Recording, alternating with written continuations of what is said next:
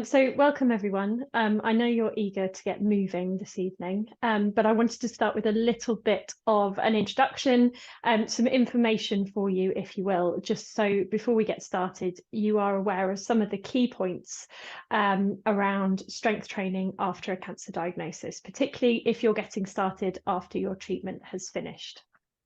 So I'm Sarah, I'm a cancer and exercise specialist. I've been doing this job for about 4 years now, since my own cancer diagnosis in 2018, when I found there was very little advice for anyone who wanted to be active after their cancer treatment, even during their cancer treatment, safely and effectively, and knowing that they were doing the right things to help them feel better. So I retrained, and now this is what I do full time, and specialise just in cancer, working with mainly women who want to get fit and strong. And an area of my focus is strength training. As you probably know, it has huge benefits after cancer treatment. And I'm just going to share my screen so that you get a little bit of an idea of why.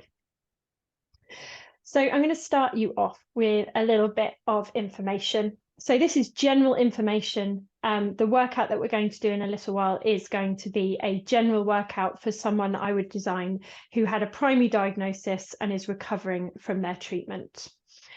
Just so you're aware, this isn't specialist to any particular type of cancer, but it does focus on areas of the body, particularly that I work with on women, which are posture, strengthening muscles that are really important to help pull you back into a good postural position where you might have been protecting a little bit of those areas that have been affected by your treatment, by your surgeries, but also to regain mobility and flexibility in areas that might have become a little bit more tense as you've been through your treatment and been a little bit more sedentary.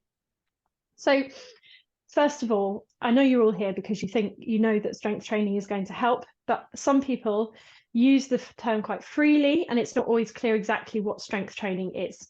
So it is a form of exercises that uses resistance movements. So that's something with force, pulling, pushing, using your body weight to strengthen and build muscle mass. So something like running is cardiovascular work. So you're using your heart and your lungs to power your body to move faster. Strength training is using more of your muscle mass to push and pull different weights in different directions.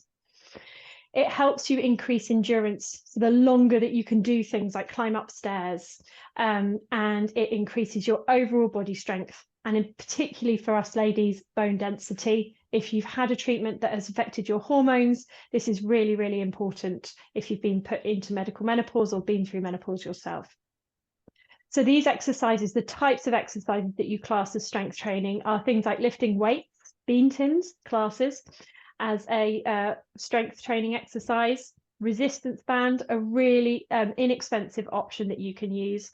And you can also use your body weight. You know, a squat, just sitting in and out of a chair, that's a great way to strengthen a lot of different muscles in the body. And strength training is really important. I mean, it's quite a general term for overall health and wellness. But if you think, you know, you want to be able to climb those stairs for as long as possible, and your legs being strong is going to help you do that. So generally, lifestyle things become easier with strength training involved. And why should we do it? Because it has so many benefits, and these are being proved in more and more studies, in combination with that cardiovascular work, making sure our heart and lungs are working effectively, good flexibility. But strength training helps us rebuild strength and muscle mass, which can really be lost during your treatment when you're on treatments like steroids, where your muscles can start to deteriorate and you lose that mass. It can increase your flexibility, even though you feel like if you're strength training, you're actually going to reduce it. It can actually make you move more effectively, but also it can help with your balance. So you might have noticed if you had chemotherapy that your balance has gone off a little bit, or surgery where you've removed an area of your body and therefore you're kind of holding yourself differently. So strength training can really help regain some of the strength in your core, in your legs, in your arms, that will help you stand tall and balance more easily. It can improve your physical functioning. And this is the area that we're going to focus on today. Physical functioning, everyday life, doing things better, feeling more stronger in just general everyday activities, picking up something from the floor, climbing the stairs, getting out of a chair. Sounds really straightforward, but you want to be able to do them well, really well.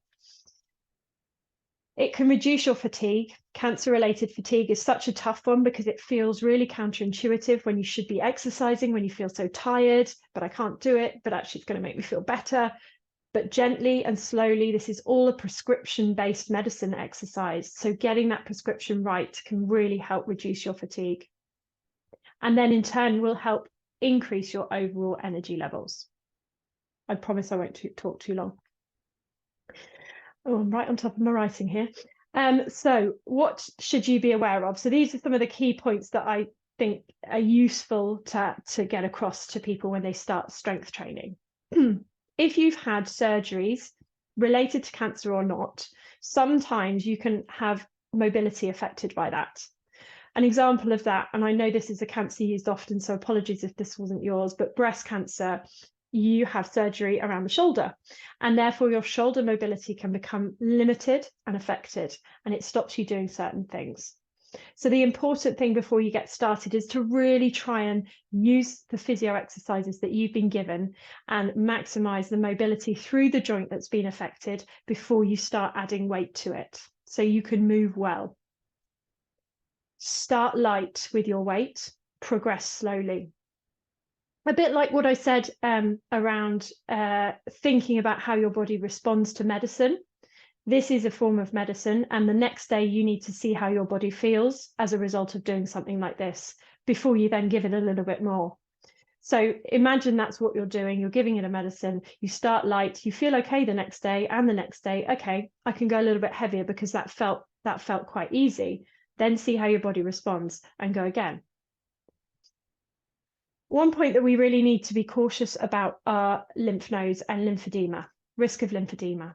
So lymphedema is the swelling where fluid builds up in certain limbs, extremities, and this can be caused if you've had lymph nodes removed from a certain area. That could be your groin, it could be under your arm.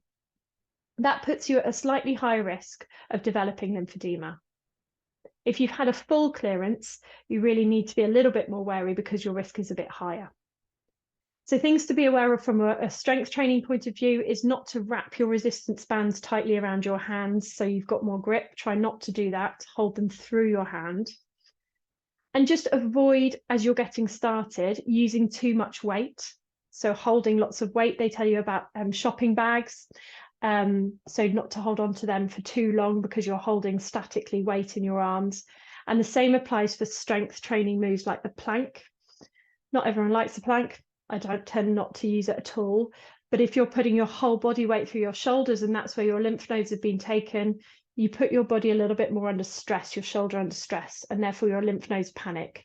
And so it's really important that you build up to something like that. I'm not saying you can't do it again, but I'm suggesting that you build up to it like you would with the weight. And then allow that rest day after a strength workout. That doesn't mean sit on the sofa, go for the walk still, do something cardiovascular, but give the muscles that you've worked the day before a break. One thing that I say to people, particularly those who have been active beforehand, is just to be careful not to compete with your pre-cancer self. It's really hard to deal with, but your body is different after treatment. And I found that a really difficult thing to accept. And therefore you have to treat it with the respect of the kind of trauma that it's been through and make sure that you are treating it in the right way. And that's not to say you can't get back to where you were before, because women I train are even stronger than they were before cancer. But you just need to be aware of where things have been affected and how that might affect your movement, and therefore taking it slowly and gently and giving it time to recover is really important. And then finally, make it fun and get the environment right. If you turn up to the gym and you hate the class because it's all inside, try something outside. Or join a community centre that's got a group of ladies that are doing it together, or men. However you want to work it, make it fun and make sure it's in the right environment, and don't let that stop you if your first attempt doesn't feel right. So those are kind of my key bits of advice about strength training. And my slide will start again. Okay. How often should you do it? You might have heard about the World Health Organization, the recommendations. So, you're trying to do your 20 minutes, 30 minutes of cardiovascular work a day, and that tends to fit around routine, walking the dog, taking something somewhere, going to the shop and getting the paper, that kind of steady walking pace where you're a little breathy but not too much, that kind of ticks your cardiovascular box. It's a little bit harder to fit in your strength training. And the suggestion is a couple of times a week. They don't give a time, but I'm going to suggest around 20 minutes to get started. Build on that because it might be something that you enjoy, but 2 times a week is the recommendation. And this is where we come to the physical bit. So I promise I'll get you on your feet in a minute. The types of exercise, what should I be doing? And this is where people get stuck. So as I've mentioned from the beginning, everything is about making your life easier and better. So it's all about functional movement, functional things that you would do on a daily basis. And so I'm going to show you today the basic movements of strength training that are all based on movements that you will be doing every day anyway. But I can show you how you can build on them, make yourself stronger, and therefore you'll find it's easier to reach down and pick something off the floor, easier to climb the stairs. So I'm going to show you now exactly how we're going to do that. So bear with me while I switch my cameras off. Come to your feet, please. And just make sure you've got some clear floor space around you.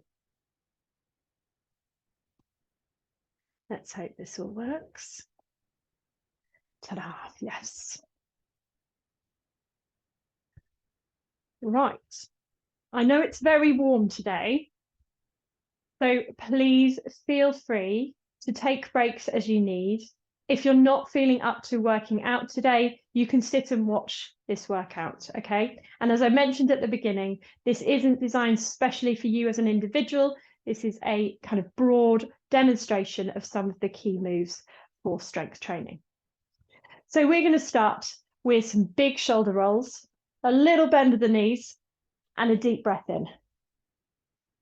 So roll those shoulders back.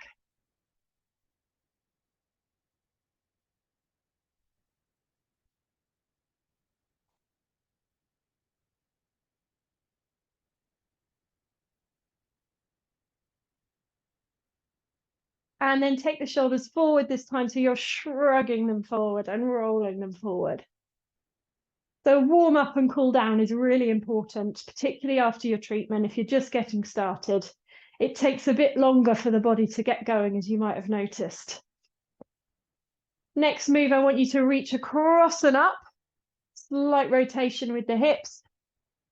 I'm doing a bit of a moving warm up.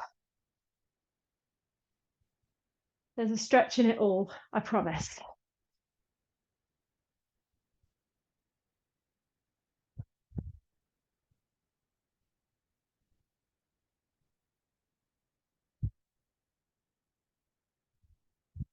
Well done, 2 more here. Next time, I want you to kick your heel up towards your bottom, 1 at a time, transferring the weight from one side to the other. So we're actively stretching through the fronts of our legs now.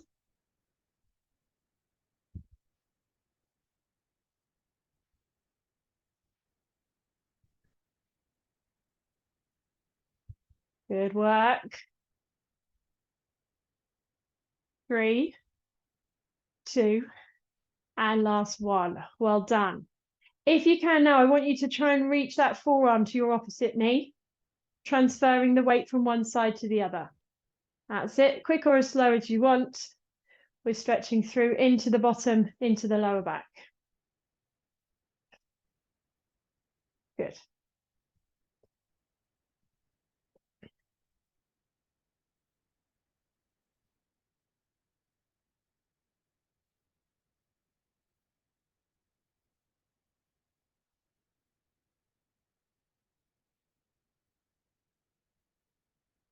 And 1 more here.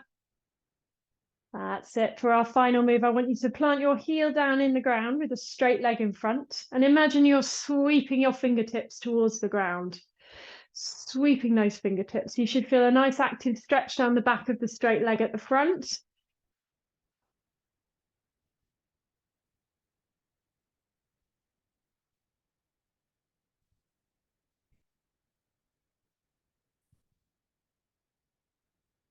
And 1 more here, then we're going to switch legs.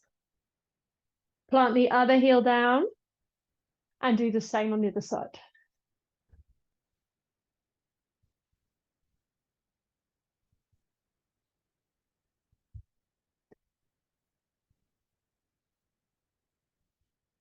And one more here. Good. And then I want you to come to marching. So just, I know we're very warm already, but just to continue our warm up.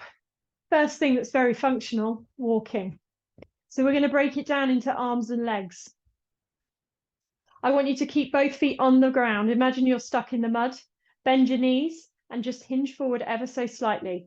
Just the arms, forwards and backwards. Good. Getting those shoulders moving. Start to increase the pace ever so slightly. Think about holding your core, so drawing your belly button in towards your spine so that you're remaining quite stable through that trunk of the body.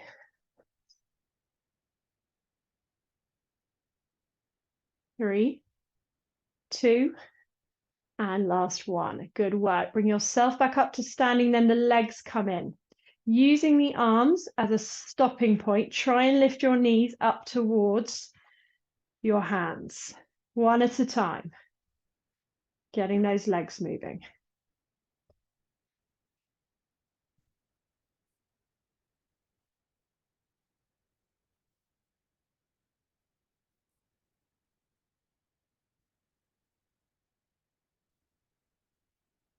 Keep it going.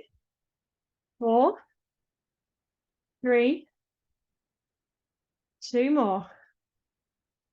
And last one. Well done. Good. Come to that marching position again. Okay, so we're going to get started on our first move, our first functional movement. If you need a sip of water, please do grab it. And if you got the memo, we're going to use a pole or a broomstick for this. Not the end of the world if you don't have one. If your balance is a little bit off, a chair is helpful. Also, if you have slightly sore knees or any problems with your knees, this is also a good one for the chair. Those not using the chair, I want you to start with your feet just outside your hips, so that width apart, and they're parallel. And then I want you to sit back like there's a chair behind you and raise the arms up just in front here. And then stand back up again. Key things to look for here is that your knees don't go further than your toes, so your heels aren't lifting forward, and that you're pushing your hips back into that chair. If you're using a chair, we start down, we lean forward with our pole, and we come up to standing. So it's exactly the same movement. And this is a squat-based movement that we use every day to get up and down. Okay, so practice that. Sit back in your chair, come up to standing. It's nice and slow and steady. Use your chair if you need to.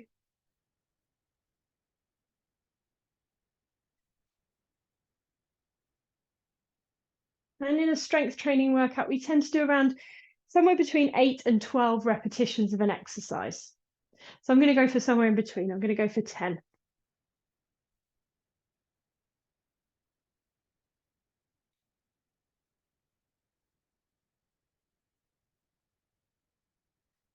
Give me 2 more.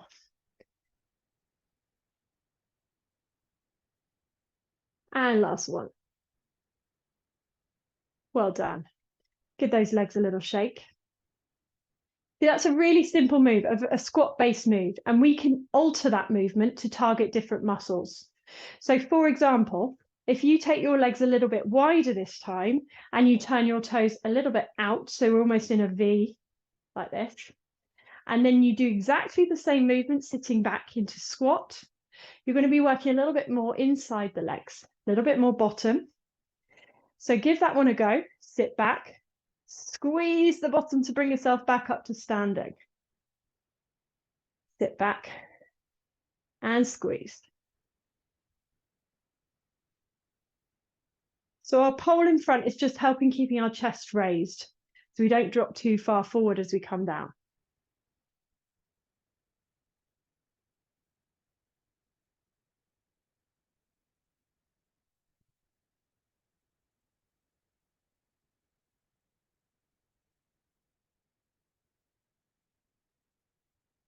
And last one.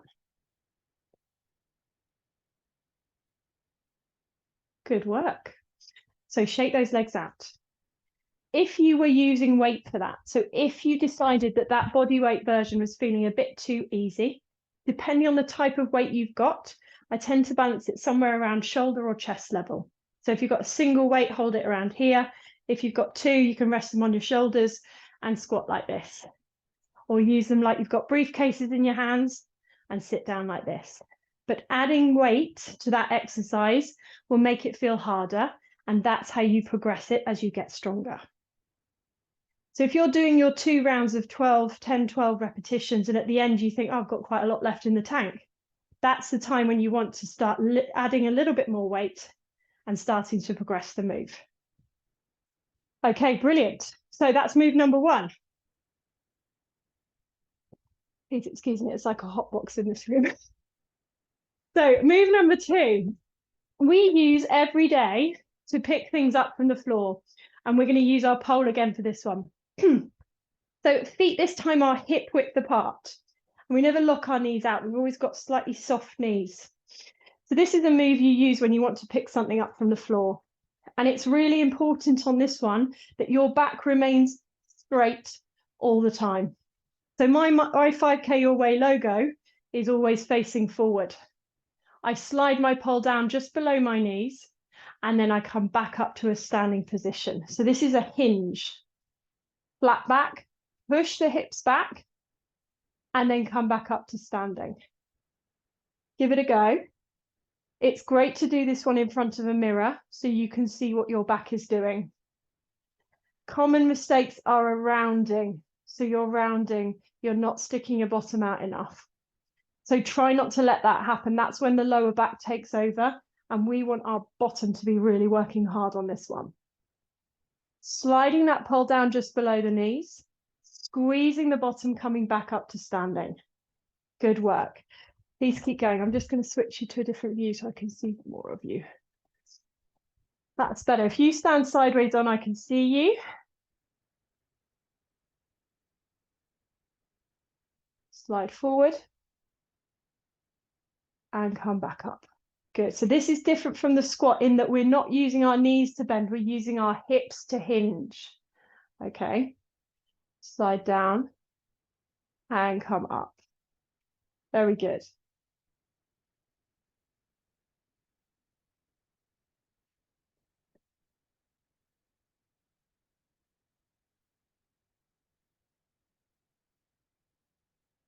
One more here. Slide that down, squeeze the bottom, and come back up to standing. Very good. So ways to add weight to that, exactly the same. You can add in your dumbbells, use them like you've been using your broomstick, come up and down. Your bottom is a very big muscle, one of the biggest in the body. Excuse me. So it can afford to take a little bit of weight once that correct form is right. So the best thing to do is check the mirror, make sure that back is flat, make sure you're feeling your bottom working as you're coming back up into that standing position. That tends to be the toughest move to get right. But it's great for the whole movement pattern through the back, the posterior chain, everything works through picking it up. If you're working that chain well, you'll find back pain decreases.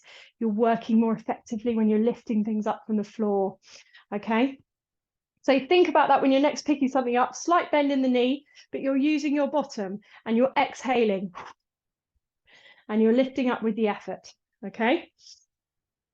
So that's a good one to practice. And you can also do that one. I'm not going to do this one for repetitions with a single leg. So that's a nice way to balance. A single leg hinge, the upper body comes down as much as the lower body comes up. Okay. So a couple of examples of your hinge-based movement. The next one, grab some water, please, at any point. It's very warm. Is a lunge. And people gulp and dread and hate lunges. And they are difficult moves, especially if you have painful knees. So I'm going to give you a few options. My pole is for balance. You can use the back of a chair, but I want you to start with a good width between your feet, and that's for stability and balance. If you're tightrope walking, you're always going to fall over. So always start with your feet a bit wider. I want you to take a decent step back and then lower that back knee as if it's going down towards the floor but not touching it. And then bring it back up and then step back in. That is one lunge. And what we're looking for in that lower of the leg is to try and get a 90-degree angle in both legs. I've got a very injured knee, but I'm hoping that I'm demonstrating the right angles here. And come back up. And if you're feeling a little bit too much in that back leg, try thinking about transferring the weight forward a little bit and digging through that front heel to make your bottom help you come back up. Okay, so let's give that one a go. If everyone's happy, if you've got dodgy knees, and I can see there is one, a great way to practice this instead is to use a step up, step down, step up, step down. Okay, so you want something that's a little bit higher, but you can see I've got that 90-degree angle in my leg. So I'm using that leg to come up and then I'm stepping all the way back down again. Okay, that can be your good alternative if you don't want to lunge. So step back, lower the back knee, give it a go if you can, and break it down into those 4 parts. So it's a step, it's a lower, it's a straighten, and it's a stand back up. Good. A step and a lower and a straighten and a back up. Good. Well done. So just taking it nice and gently with support. And you might feel, if you're feeling a bit wobbly, a chair is a better thing to hold on to, the back of a chair. But this is just a starting point for that lunge-based move. And this is kind of the same movement pattern that you use to walk, that you use to climb stairs. And if it doesn't work in the lunge for the knees, just use a step instead. Brilliant work, ladies. I'm sorry, I can only see ladies, so I'm really sorry if there's any gentlemen on here. And last one.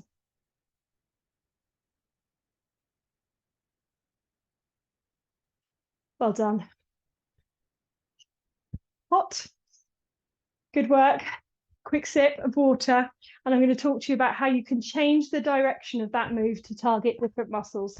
Don't worry, we're not going to do it 20 million times. But lunging, we were doing a reverse lunge there. So we were taking the main leg back and lowering it down. You can change the way you move your leg. You can go to the side and push into one side. That's a side lunge.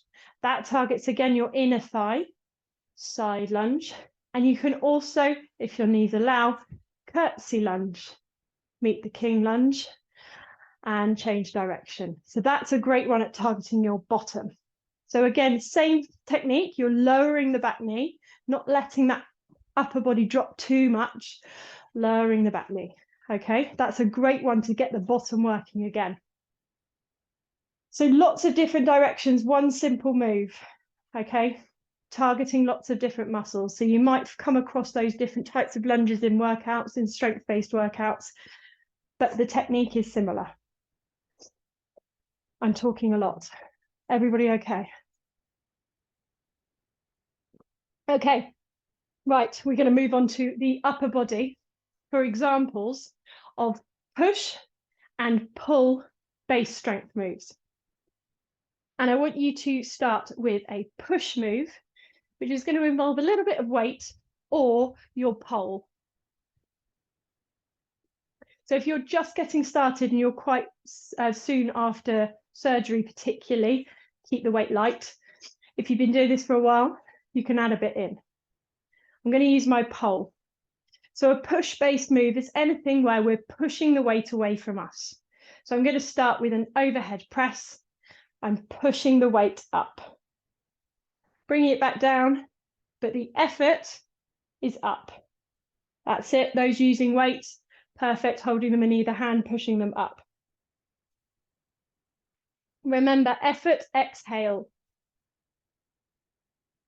Inhale down, exhale up. In doing that exhale, you're helping engage your pelvic floor, some of your core muscles, really over exaggerating it, thinking about the pelvic floor on the way up. That's men and women, please, on the pelvic floor. We all have one.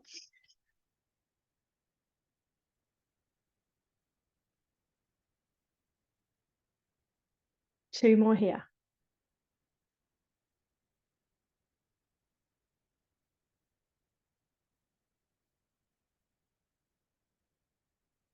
Well done.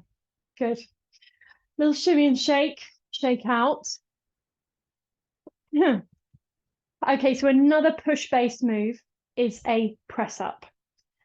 Press up's not a favorite for everybody, and I totally understand that, but it is a good example of how you're using your body weight to push away from the wall or the floor. So if you're getting started having had surgery to the upper body, a great place to start if you want to press up is the wall. It takes full weight pressure off your shoulders, and it also takes a lot of pressure off your back. So if you want to have a go on the wall, you want your hands in around this position. So your fingers are slightly turned in so that your elbows come out a little bit. And you want them around chest height. So not too high, because that's when your shoulders take over. And I want you to lower yourself into the wall and push yourself away from it. Take your whole body in and then push your whole body away. Give it a go if you're okay too. And I'll have a quick look. Perfect. So the further you are away from the wall, the harder it is going to feel because the more of an angle you're at. So if it's feeling too hard, bring yourself into the wall a bit more. Perfect. And your whole body is like a plank. In and out. In and out. Perfect. So that's a really good place to start with a press up. Juliet, take your hands down a little bit lower. You're a bit high with the hands. That's perfect. Good. 3, 2, and last one. Well done. Good. So that's a good push-based move. And as you progress, you bring your feet further away from the wall so that you're more of an angle. You can use a raised surface as you're working your way down onto the floor, but that just gives you that progression as you start to become more horizontal, okay?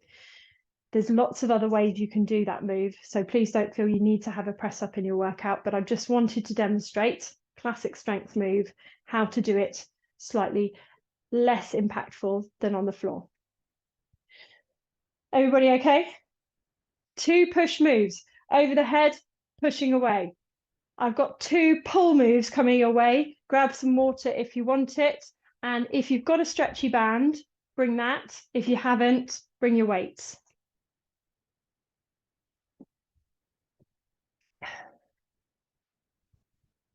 Okay. One of my favorite moves for posture.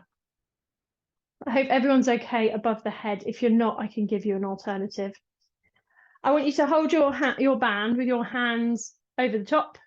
Remember, no wrapping. And you're going to take it up above the head. I want you to pull it wide, and as you do so, bring your arms down. And you're finishing around chest level here. So the band is staying quite close to the body, releasing on the way up, pulling wide on the way down. Good. Nailed it on my first go. Pull wide and down. And we're working into the upper back muscles here. So think about how your shoulder blades are pulling down and out.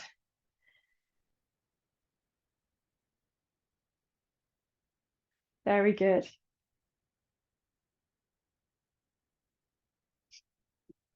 Izzy, do you want a different one? Oh, you've got a band. You can do the movement without a band if it's feeling a little bit too much. It's quite a nice movement to just get started with mobility.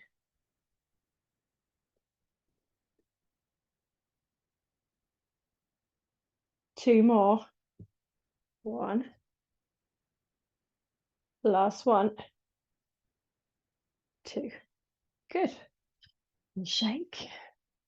So that's a good pull. We're pulling it down and wide.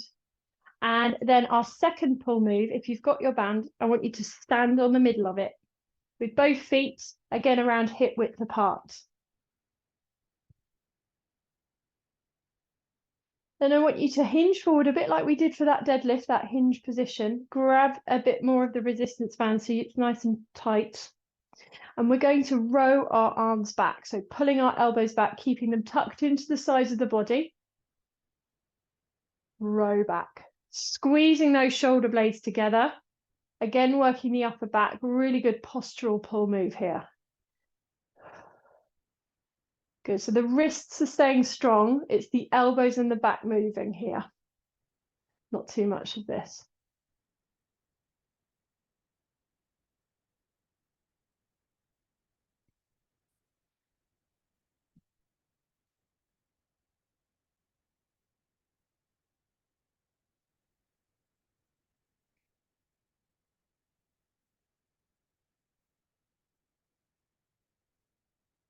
Three,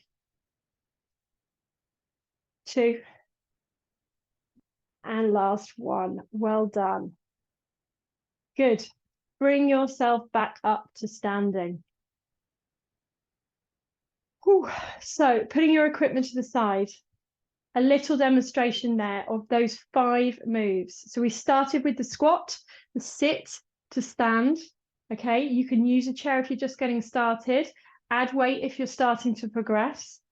Then we talked about the hinge-based movement, the deadlift, making sure our back's flat, pushing our hips back, and then adding weight in front. Then we went to the lunge, that stair climbing move, breaking it down into 4 parts with a step, a lower, a raise, and a stand up. And then we finished with our push and pull movements. Okay, those are quite nice to combine together. If you're pushing, in particular in that press up, you're using your chest. If you're pulling in that row, you're using your back. So those 2 complementary muscles working together. Okay, I'm going to give you a little stretch so we finish with a cool down and then we can come to any questions at the end. So at the end, we tend to do a static stretch, so a holding stretch. I'm going to go back to that planted foot, heel in, but I want you to hinge forward and lean over the leg, weight on the bent leg at the back, and you should feel a nice long stretch down the back of the straight leg.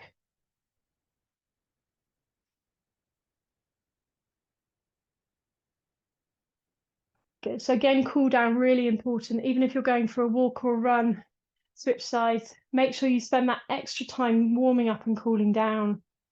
You might feel the body gets much more stiff, particularly at the start.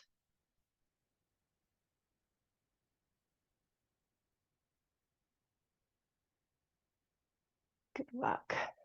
So if you're able to pull your heel into your bottom, you need to grab it and pull it in. If you're not, you can use the back of a chair to rest your foot on and sit back into the stretch so that you feel a nice stretch into the front of your leg.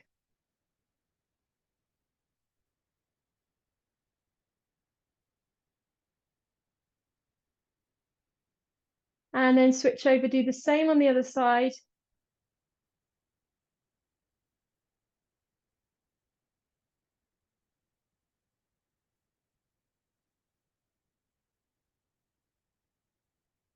Well done. We're going to bring an arm across the body, hold it just above the elbow and pull it in towards you.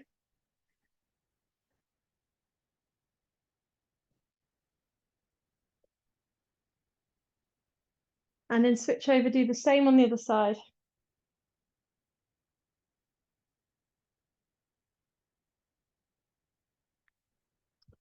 And then clasp your hands together, push them away from you and drop your head in between your arms.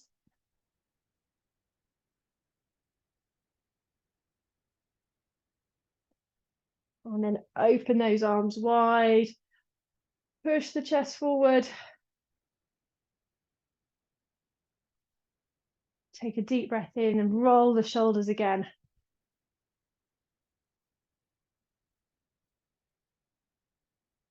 And last one. Very well done.